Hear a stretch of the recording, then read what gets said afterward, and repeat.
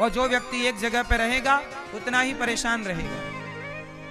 इसलिए भ्रमण जरूरी है, सत्संग करते रहो, संतों का संग। संसार घूमोगे तो देखोगे कि भांति भांति के लोग हैं, किस तरह के लोग हैं। आपका त्याग बढ़ेगा, आपकी आसक्ति कम होगी। अब घर पे पड़े पड़े ना, गंगा का जल भी एक गड्ढे पे भर जाए तो गंगा का जल भी अशुद्ध हो जाता है। ये व्यक्ति हो ही जाता है, विचारों में दोष आ ही जाते हैं। इसलिए विचरण, इसलिए संतों के बारे में क्या है, आप भी संत बनिए और वानप्रस्थाश्रम का पालन कीजिए, पति पत्नी दोनों भगवत चिंतन कीजिए। समय देखो, पैसा कमाना सही है, पर कितना टाइम पैसा कमाएं, कमा लो, जोड़ लो, उसके बाद बच्चों को योग्य बना दो। अब बच्चे आपकी सेवा करें और आप प्रेम से भगवान का चिंतन। अब गई बहुत थोड़ी रही, नारायण अवचेत, काल चिरैया चुग रही, निस दिन आयु खेत। जो बचा है उसे भगवान के चिंतन में लगाओ। तो इस तरह का जीवन हम सबका होना चाहिए, सुव्यवस्थित होना चाहिए। अब हो क्या रहा है कि हम लोग छोड़ ही नहीं पा रहे हैं कुछ। अच्छा, नारद जी ने कहा कि मैं पहले दासी पुत्र था, संतों की कृपा से ब्रह्मा का पुत्र बन करके प्रकट हो गया। वही दासी पुत्र क्या बन गए, ब्रह्मा जी के पुत्र, ब्रह्मा जी के बेटे बन गए और भगवान का चिंतन करने लग गए। ऐसे नारद जी कहते हैं, वेदव्यास जी आप भागवत की शुरुआत कीजिए। और नारद जी ने जब कहा तो वेदव्यास जी ने महाभारत के युद्ध से भागवत जी की शुरुआत की।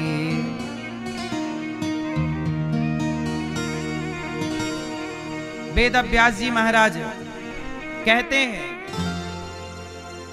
महाभारत की चर्चा से भागवत जी को शुरू करते हैं। महाभारत, आप लोग जानते हैं महाभारत क्यों हुआ? मैया, महाभारत हुआ कि नहीं? बोलो हाँ। आप कितने लोगों ने महाभारत देखा है? जोर से हाथ उठा के बताओ। अच्छा, जब महाभारत हो रहा था तो आप लोग वहीं दूर खड़े थे, क्यों?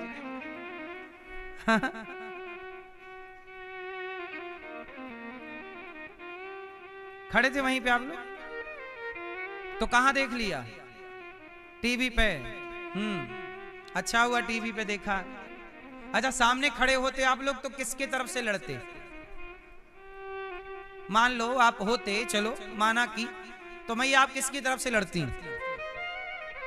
कौरवों की तरफ से? किसकी तरफ से? मतलब लड़ती ही, समझाती नहीं।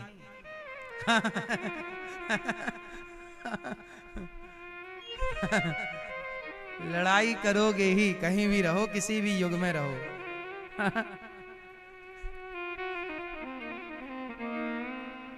सुनो, पांडव और कौरव दो पक्ष थे। कितने पक्ष हैं? दो पक्ष हैं, पांडव और कौरव। पांडव के पक्ष में भगवान कृष्ण हैं पांडवों के, और कौरवों के पक्ष में कौन है? कौरवों के पक्ष में भीष्म पितामह, गुरु द्रोणाचार्य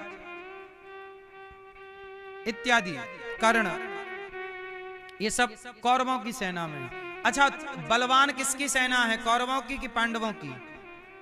कौन, किसकी सेना बलवान है? कौरवों की सेना में ज्यादा बल है। कौरवों की सेना में बड़े बड़े महारथी हैं, पांडवों की सेना कमजोर है। पर पांडवों का बल कौन है? पांडवों के बल हैं भगवान कृष्ण। आपकी सेना, आपकी ताकत कितनी भी कम क्यों ना हो, पर आपके साथ यदि भगवान है तो जीत आपकी ही होगी। इसलिए जगत साथ दे ना दे, भगवान का साथ जरूरी है। इसलिए हम कहते हैं किसी के भरोसे ना रहा करो।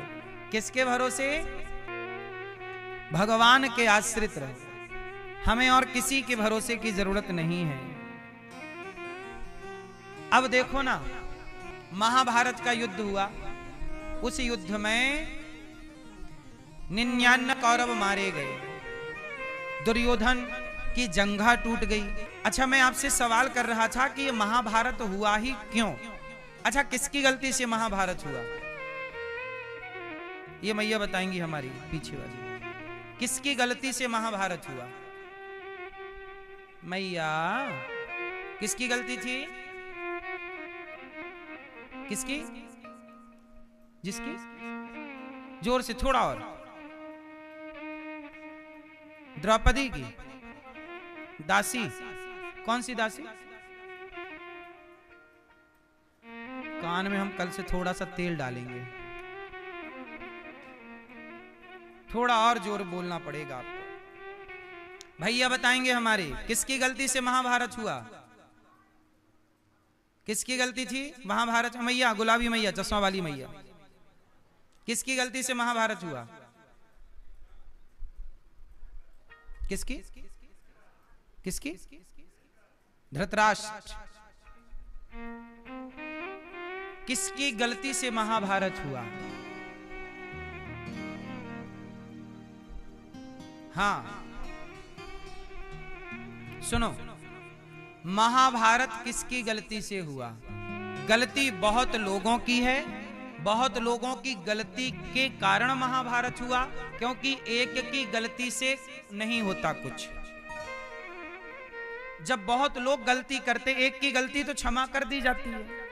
अब किस किस की गलती थी मैं सबका नाम लेके बोलूंगा, आप सुनिएगा और फिर आप बताइएगा कि ये बात सही है या गलत है। महाभारत में पहली गलती थी, राजा थे धृतराष्ट्र, और धृतराष्ट्र की गलती क्या थी कि उनके आंखों के सामने एक नारी के कपड़े उतरते रहे और वो चुपचाप तमाशा देखते रहे। गलती तो राजा की मानी जाएगी ना, बड़ा है ना।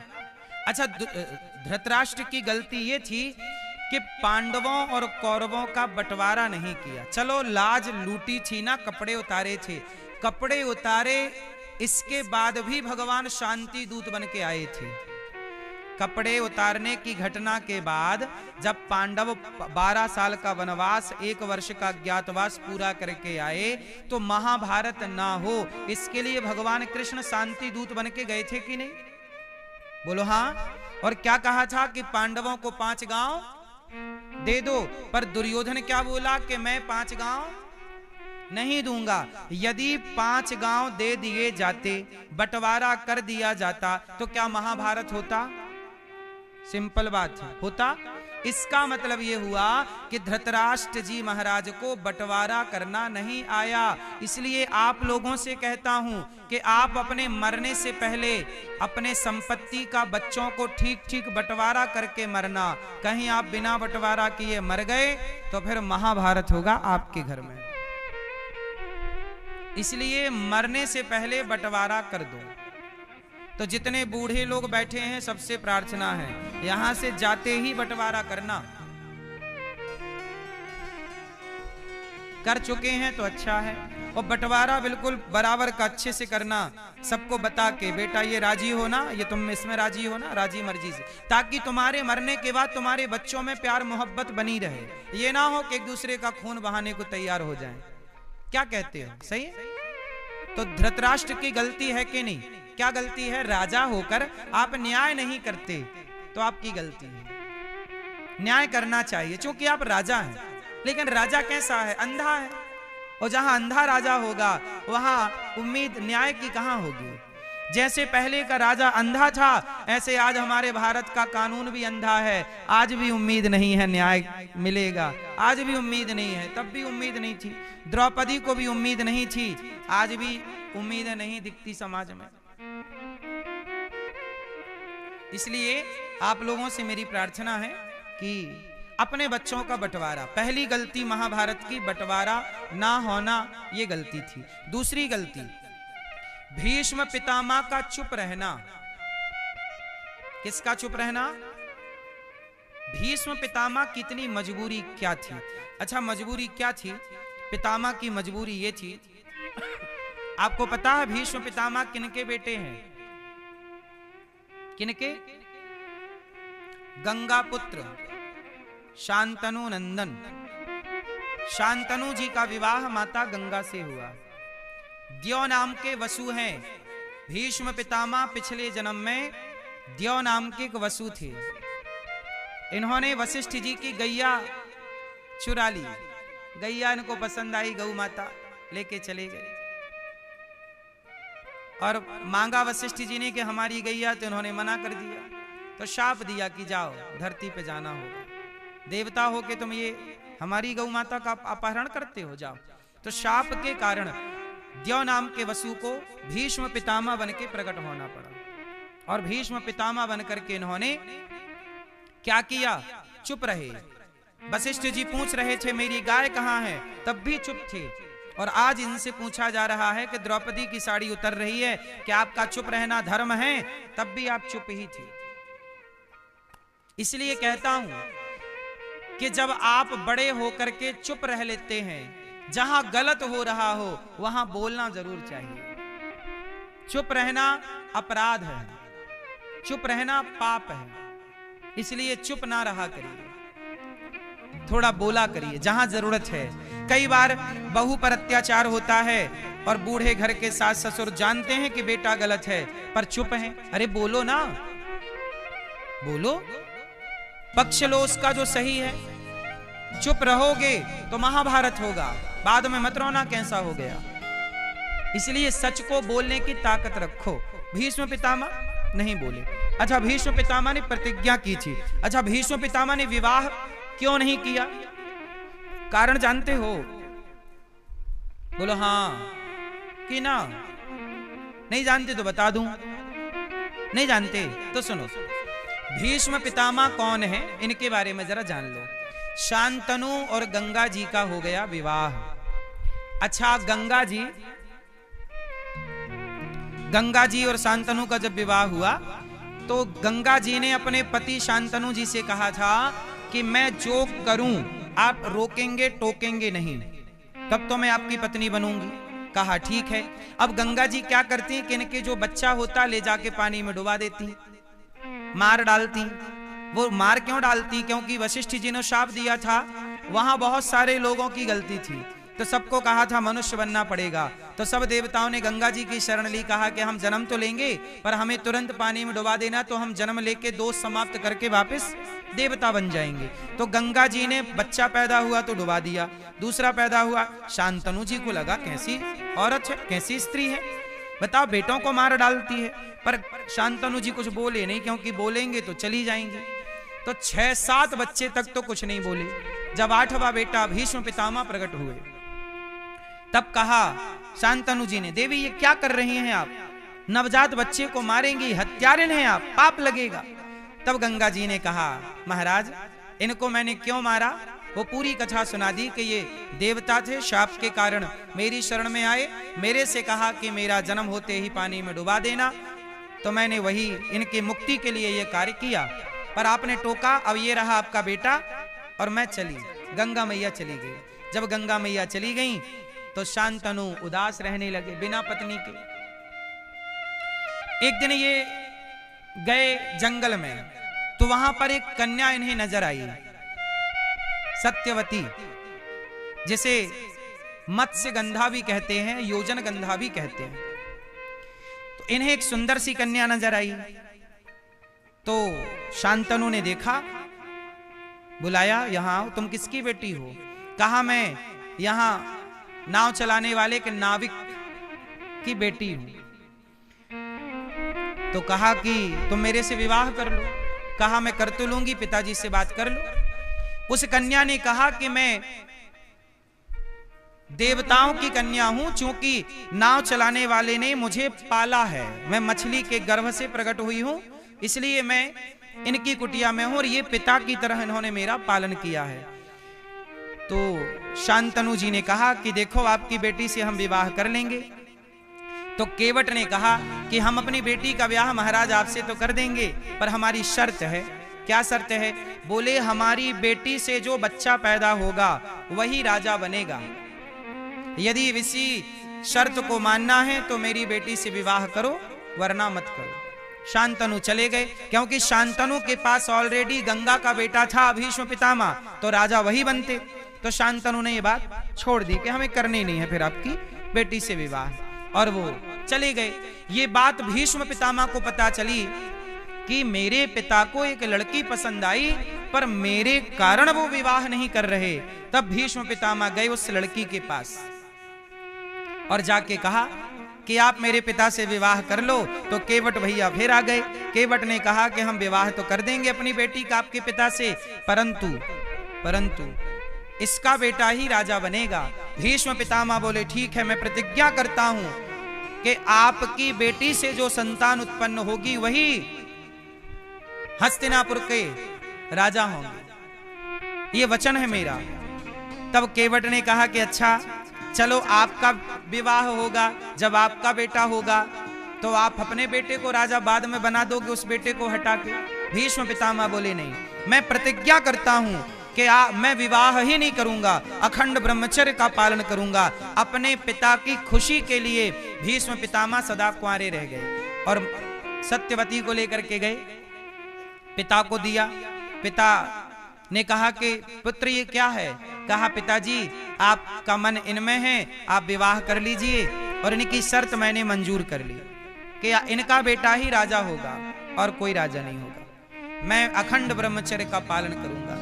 तब शांतनु ने कहा वाह बेटा, तुमने अपने पिता के सुख के लिए अपना सुख त्याग दिया, जाओ हम तुम्हें वरदान देते हैं, तुम तब तक नहीं मरोगे जब तक तुम्हारी इच्छा ना होगी। तो भीष्म पितामह को इच्छा मृत्यु का वरदान उनके पिता महाराज शांतनु ने दिया था।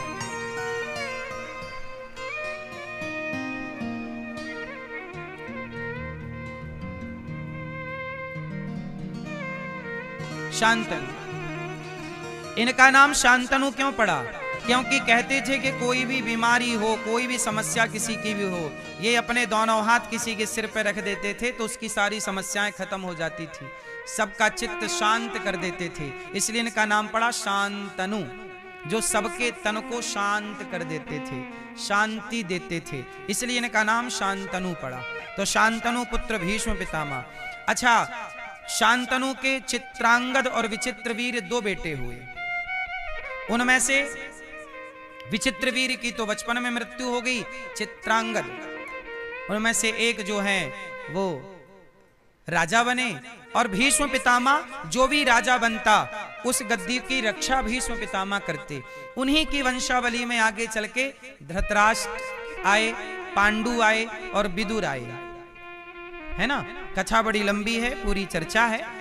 धृतराष्ट्र राजा है और धृतराष्ट्र के 100 बेटे, जबकि न्याय क्या था कि पांडु के जो बड़े बेटे थे, बड़ा बेटा राजा बनेगा, तो धर्मराज युधिष्ठिर राजा के अधिकारी थे, पर धृतराष्ट्र ने कहा कि मेरा बेटा दुर्योधन राजा बनेगा, तो बंटवारा कर दिया गया।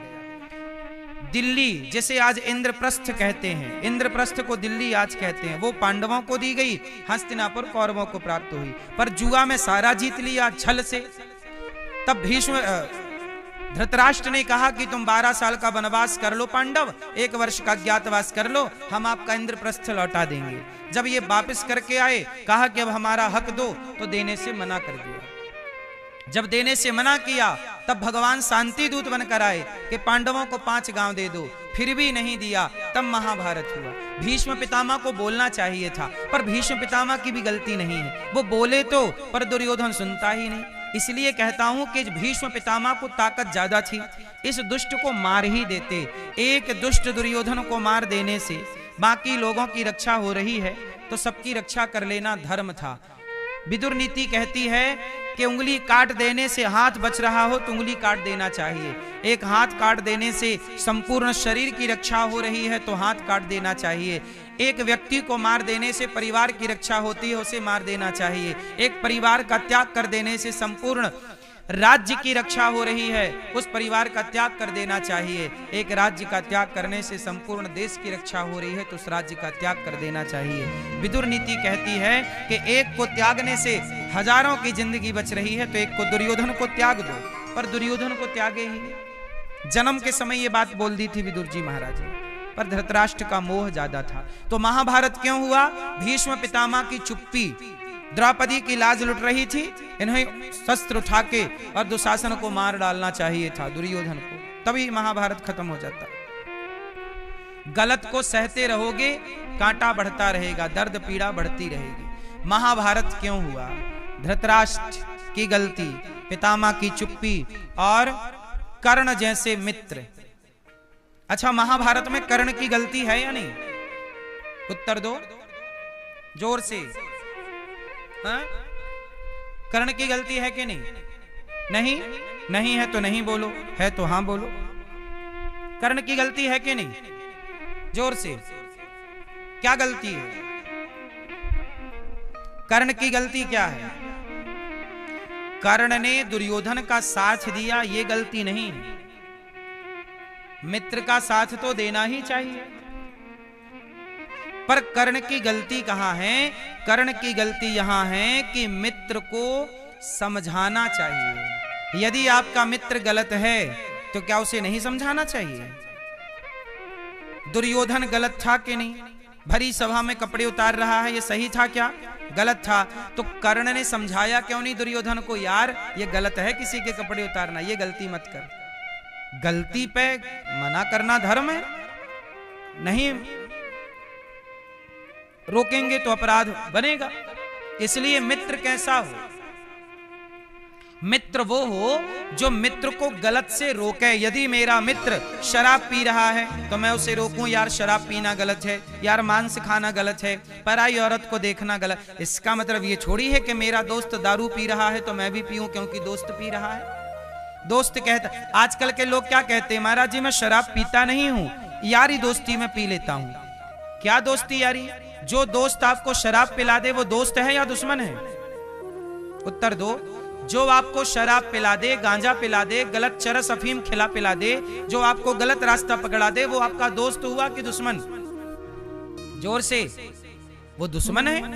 तो जब दुर्योधन गलत था तो कर्ण ने समझाया क्यों नहीं कि भाई ये कपड़े उतारना गलत है? तुम मित्र थे, ज्ञानी थे, समझदार थे, रोकते ना। तुमने रोका नहीं, बल्कि कहा क्या कि द्रौपदी तेरे तो 5 पति हैं, छठा मुझे बना ले। मैया सो गई मेरी माँ, नींद आ रही है ना मेरी माँ? नहीं। फिर ऐसे काहे कर रही है?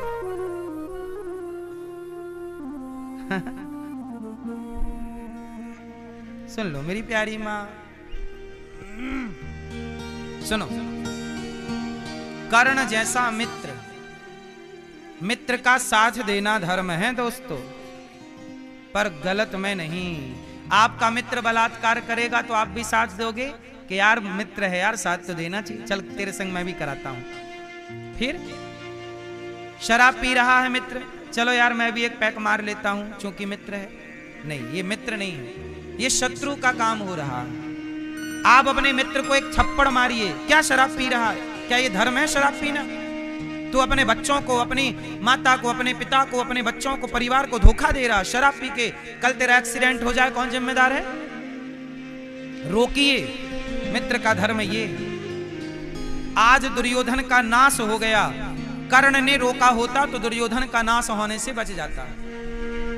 मित्र का नाश होने से बचे, यही ना मित्र का धर्म है।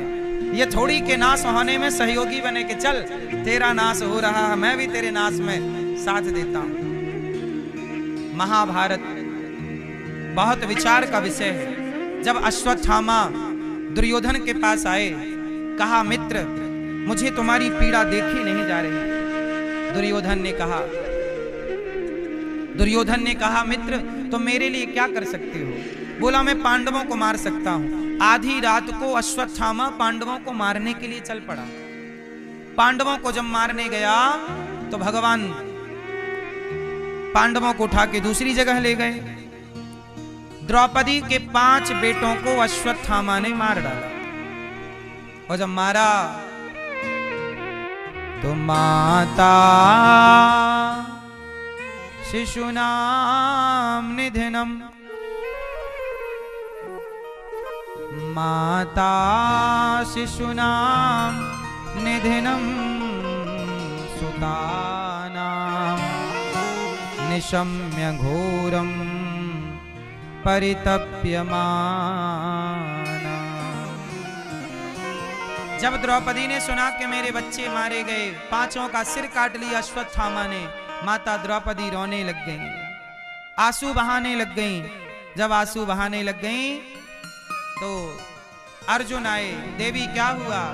द्रौपदी ने रोते रोते कहा कि अर्जुन हमारे 5 पुत्रों को अश्वत्थामा ने मार डाला। भगवान कृष्ण को सारथी बनाकर अश्वत्थामा चले और अश्वत्थामा ने ब्रह्मास्त्र चला दिया अर्जुन के लिए। तब अर्जुन कृष्ण कृष्ण महाबाहो भक्तानाम भयंकर त्वमेको दह्यमानाना मपवर्गोऽसि संस्रते। अर्जुन ने कहा, हे सच्चिदानंद स्वरूप परमात्मा, हे श्री कृष्ण, आपकी शक्ति तो अनंत है, तुम प्रकृति से परे रहने वाले परमात्मा हो प्रभु। देखो ना, अश्वत्थामा ने मुझे मारने के लिए ब्रह्मास्त्र चला दिया, क्या आप मुझे मरता हुआ देख लोगे कन्हैया? मैं आपकी शरण में हूं, हे श्याम सुंदर मेरी रक्षा कीजिए। हे कृष्ण कृष्ण महाबाहो, हे प्रभु मैं आपकी शरण में हूं। अर्जुन शरण में आए तो भगवान ने रक्षा की, और अश्वत्थामा जो ब्रह्मास्त्र चला चुका था अर्जुन को मारने के लिए भगवान ने अपनी शक्ति से अश्वत्थामा के ब्रह्मास्त्र को रोका। अर्जुन ने भी ब्रह्मास्त्र चलाया, भगवान ने दोनों को शांत किया। अर्जुन ने अश्वत्थामा को पकड़ा, भगवान ने कहा मार डालो इसे। अर्जुन ने कहा नहीं, मैं द्रौपदी को वचन देकर आया हूं कि पुत्रों के हत्यारे को सामने लाऊंगा, इसलिए मैं द्रौपदी के समक्ष ले जाकर खड़ा करूंगा, इसे दंड द्रौपदी देगी। अश्वत्थामा को पकड़कर द्रौपदी के सामने लाकर खड़ा कर दिया गया, बांध करके रस्सी से डाल दिया चरणों में। द्रौपदी से पूछा, बोलो द्रौपदी क्या किया जाए, इसे अश्वत्थामा को मार दें कि छोड़ दें?